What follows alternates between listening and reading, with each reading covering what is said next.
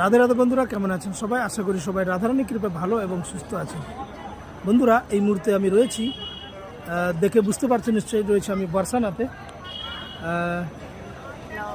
দেখতে পাচ্ছেন আমার সামনে রয়েছে রাধারানীর মন্দির, শ্রীমতী রাধারানীর মন্দির রয়েছে আমার সামনে। তো অবশ্যই আপনাদের রাধারানীর দর্শন করাবো।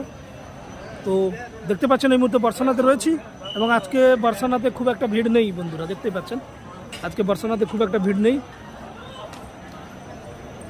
হাতে গোনা কয়েকজন রয়েছেন বর্ষানাতে।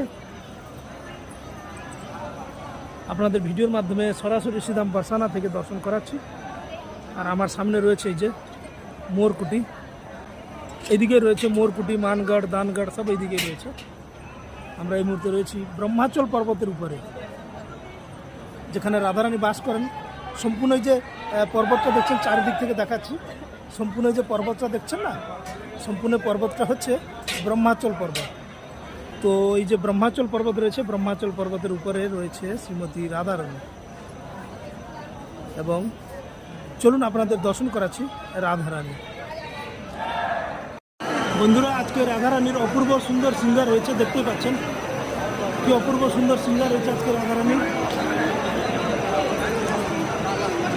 আমি জুম করে দেখানোর চেষ্টা করছি, দেখতে পাচ্ছেন আজকে রাধারানীর অপূর্ব সুন্দর সিঙ্গার রয়েছে, তাই না? অপূর্ব সুন্দর সিঙ্গার রয়েছে। আজকে মন্দিরে খুব একটা ভিড় নেই বন্ধুরা, দেখতে পাচ্ছেন আমি দেখাচ্ছি, আজকে খুব একটা ভিড় নেই, খুব কম মানুষ রয়েছে আজকে, ব্যাস, খুব একটা ভিড় নেই এখানে, দেখতে পাচ্ছেন।